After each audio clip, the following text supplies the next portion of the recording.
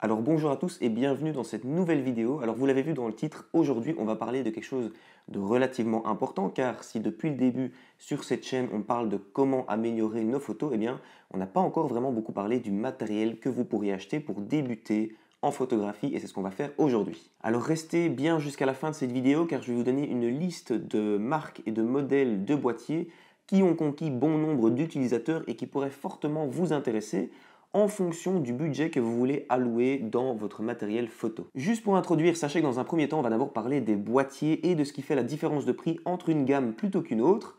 Ensuite, on va parler des objectifs et de ceux que vous pourriez choisir en fonction de vos besoins et de vos envies. En troisième lieu, on va parler des arguments de vente des vendeurs dans les grandes surfaces et du recul à prendre face à ces arguments qu'ils mettent en avant.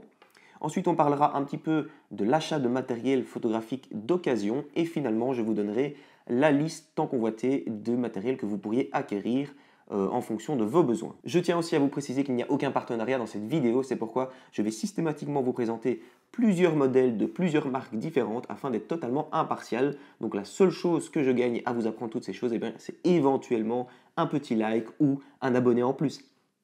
Aussi, comme vous l'avez vu dans le titre, je parle bien du matériel que vous pourrez acquérir en 2020, tout simplement parce que la technologie évoluant tellement vite, il est fort probable que je doive remettre au goût du jour cette vidéo dans un an, voire dans 2 ans. Dernière petite parenthèse avant de rentrer dans le vif du sujet, si vous avez déjà du matériel en votre possession et que vous pensez à passer à une gamme supérieure ou une gamme plus chère, car vous pensez que cela va induire un meilleur rendu dans vos photos alors même que vous ne connaissez pas les bases de la photographie, j'entends par là le fait d'utiliser au moins votre appareil photo en mode manuel, eh bien s'il vous plaît n'en faites rien. Croyez-moi, c'est une erreur que beaucoup de débutants font, penser que le fait d'avoir le matériel le plus cher possible vous permettra d'avoir les plus belles photos du monde, c'est totalement faux. Le matériel doit être là pour appuyer le rendu de vos photos qui sont déjà maîtrisées. Pensez éventuellement à changer de gamme de matériel uniquement lorsque celui que vous avez en votre possession ne permettra plus de vous donner le rendu optimal face à un besoin en particulier.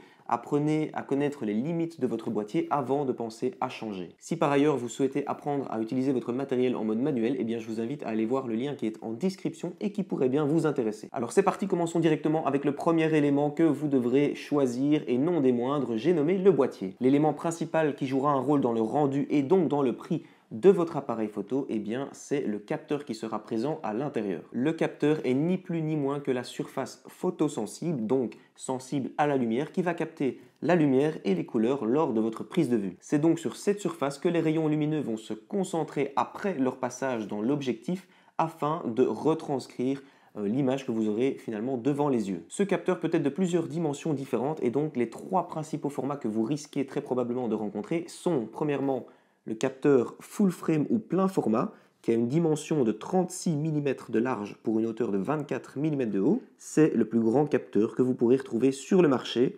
C'est en quelque sorte le format référent. Ensuite, nous avons le format de capteur APS-C qui est le format juste en dessous du full frame. Et derrière lui, nous retrouvons le format 4/3 qui est encore un peu plus petit.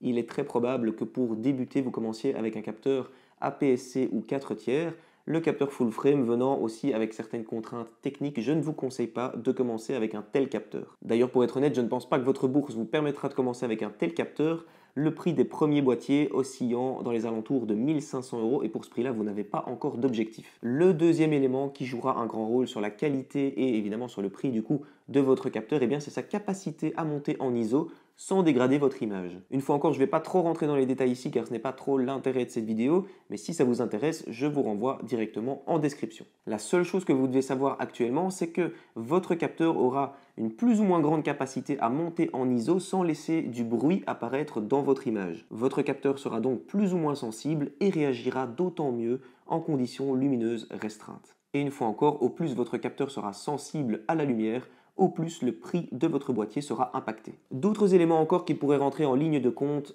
face au prix du boîtier que vous allez acheter, eh bien c'est par exemple le nombre de collimateurs qui seront présents dans votre image et qui vous permettront de faire une mise au point plus ou moins facilement. Le fait encore que votre capteur soit éventuellement stabilisé, ce qui pourrait permettre d'amoindrir les micro-secousses que vous allez induire à votre appareil lorsque vous allez faire des photos à main levée et donc qui permettra à vos photos d'être parfaitement nettes. La résolution de votre capteur à laquelle on apporte beaucoup trop d'importance, mais on y reviendra un petit peu plus tard, pourra aussi être l'un des éléments qui impactera le prix de votre boîtier. La vitesse d'obturation qui permettra éventuellement de faire certains types de photos dans des conditions particulières. Ensuite, il pourrait aussi y avoir certains réglages internes comme le fait que vous puissiez partager directement vos photos sur les réseaux sociaux, mais honnêtement, en dehors des éléments qui composeront votre capteur, donc je le répète, sa grandeur, sa sensibilité à la lumière et éventuellement sa résolution, ne soyez pas trop sensible aux autres éléments qui pourraient impacter le prix de votre boîtier, car il reste relativement superficiel, surtout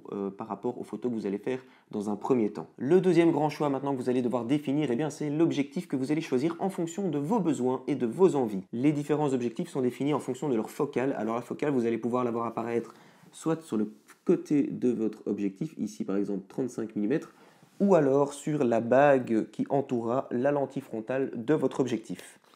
Donc un objectif avec une focale de 50 mm est dite focale normale ou focale neutre, car son angle de vision sera égal à celui de l'œil humain. En dessous de 50 mm, comme par exemple ici avec le 35 mm, eh bien, nous aurons un angle de vision qui sera d'autant plus large que votre focale sera petite. Nous aurons affaire à un objectif dit grand angle. Ce genre d'objectif est idéal par exemple pour la photographie de paysage, car il permettra de capter toute l'étendue du panoramique que vous aurez en face des yeux. Au-dessus du 50 mm, nous retrouverons donc les longues focales, que l'on appelle aussi téléobjectifs. Ces objectifs sont parfaits pour de la photographie de détail ou de la photographie animalière par exemple. Pour de la photographie de portrait classique, misez sur une focale entre 50 et 100 mm. Maintenant que vous en savez un petit peu plus sur la focale, eh bien vous allez devoir définir si vous préférez travailler soit avec des objectifs à focale fixe ou alors plutôt avec un zoom. Comme son nom l'indique, l'objectif à focale fixe ne comprend qu'une seule focale. Par exemple ici, le 35 mm, un 50 mm ou un 85 mm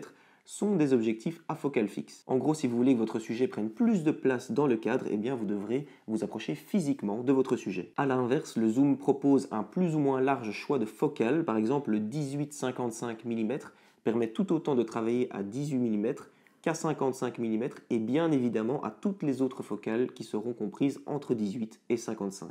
Alors dans ce cas, vous allez me dire quel intérêt de choisir plusieurs focales fixes alors que je pourrais avoir plein de focales dans un seul objectif? Eh bien la réponse est simple, si le zoom est bien pratique en certaines circonstances, il sera en général de moins bonne qualité, il sera aussi plus lourd et moins facilement transportable et permettra une ouverture de diaph en général moins importante. Le diaphragme est interne à vos objectifs et permettra de laisser rentrer plus ou moins de lumière en fonction de son ouverture. Mais là encore, je ne parlerai pas plus des applications et des explications du diaphragme en photographie. Sachez juste pour l'instant que le fait d'avoir un indice F que vous pourrez aussi retrouver donc juste à côté de la focale, le plus petit possible, eh bien, permettra d'être moins vite limité en conditions lumineuses restreintes. Cet indice F qui définit donc la capacité de votre objectif à laisser rentrer plus ou moins de lumière définira en grande partie le prix de votre objectif. Maintenant que vous en savez un petit peu plus sur le type d'objectif vers lequel vous voudriez vous orienter, vous devez encore savoir une petite chose. Si vous optez pour un appareil photo avec un capteur APS-C, sachez que vous devrez multiplier par 1,6 la valeur de votre focale afin d'avoir une idée réelle du rendu que vous allez avoir lors de votre prise de vue. En effet, si un 50 mm a bien un angle de vision égal à celui de l'œil humain sur un capteur full frame, si vous montez le 50 mm sur un capteur APS-C, eh bien celui-ci vaudra en réalité un 80 mm. Cela est tout simplement dû au fait que le capteur est plus petit, il joue donc un effet de zoom par rapport au capteur plein format. Il est intéressant de revenir un instant sur les arguments de vente des vendeurs en grande surface. S'il vous plaît, prenez toujours de recul par rapport à ces arguments. Aujourd'hui par exemple, tout le monde recherche un capteur avec un maximum de résolution, mais est-ce vraiment ce dont vous avez besoin ? N'est-il pas plus intéressant d'avoir un capteur plus sensible en basse luminosité plutôt qu'avec un maximum de pixels par exemple? De même, les kits préfaits que vous pourrez retrouver en magasin vous proposent des objectifs, très souvent des zooms de très mauvaise qualité optique, à des prix très concurrentiels.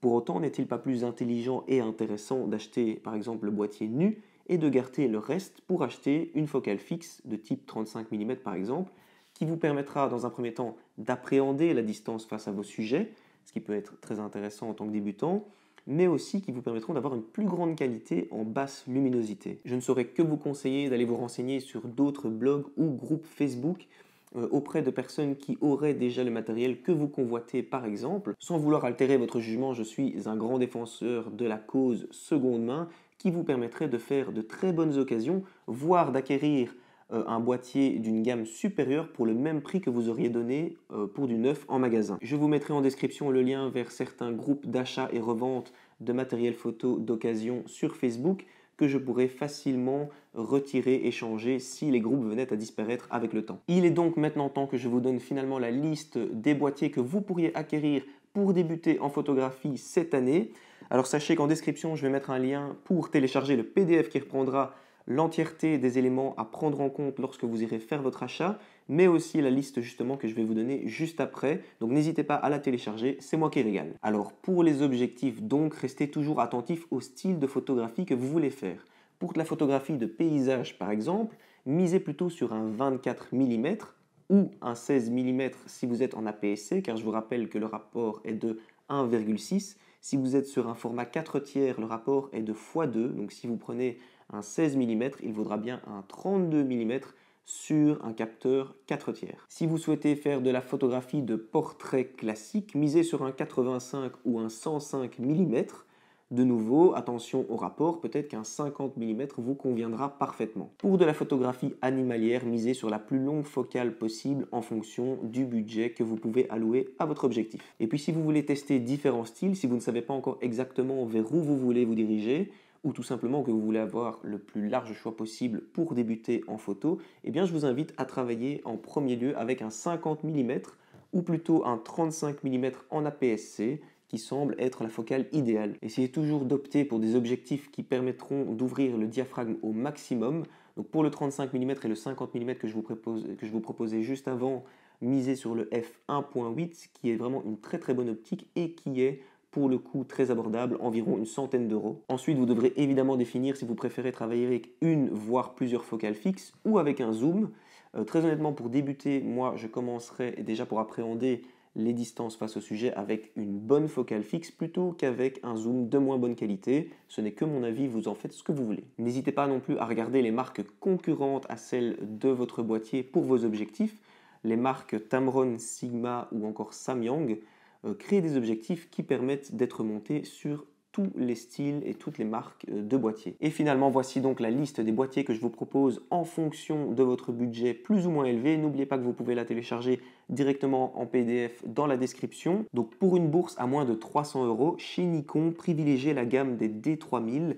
Il y a aussi les D3100, D3200, D3300 qui sont toutes les versions ultérieures au D3000. Voyez ce que votre bourse vous permet.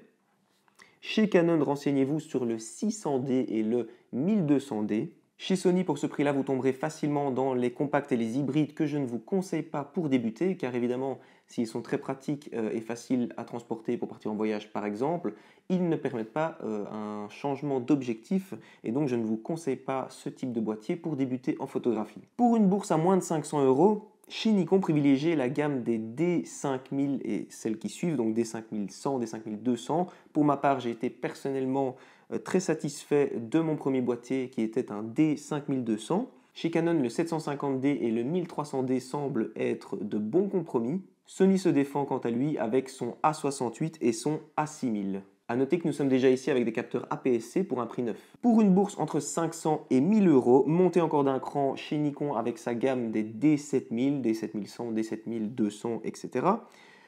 Explorez le 80D et le 800D chez Canon. Sony présente son A77 Mark II, voire même son A6300 ou A6500 en fonction de votre budget. Encore une petite chose que vous pourriez avoir besoin pour débuter en photo, eh bien c'est une carte mémoire. Là pour le coup, ne vous posez pas trop de questions.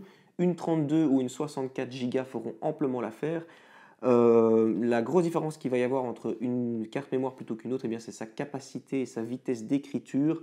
Mais pour le style de photo que vous allez faire en commençant, eh bien prenez une 80 ou 90 mégabits par seconde, ce sera amplement suffisant. Voilà, j'espère sincèrement que cette vidéo aura pu vous aider à faire un choix en fonction du style de photo que vous voulez faire en particulier. J'espère ne pas vous avoir perdu en cours de route et je vous le rappelle, vous pouvez télécharger en description le PDF qui reprendra tous les éléments importants et la liste des boîtiers que je viens de vous énoncer pour pouvoir l'imprimer éventuellement et aller avec cette liste en magasin et faire le choix optimal. Et puis si à la suite de l'acquisition de votre appareil photo, vous souhaitez apprendre à aller plus loin en photo et à utiliser votre matériel en mode manuel, eh bien je vous invite à aller voir en description un lien qui vous renverra vers l'une de mes formations et dans laquelle on apprendra ensemble comment se libérer de la technique en photographie. Pour l'heure, moi je vous dis à très vite dans une prochaine vidéo. Bien à vous.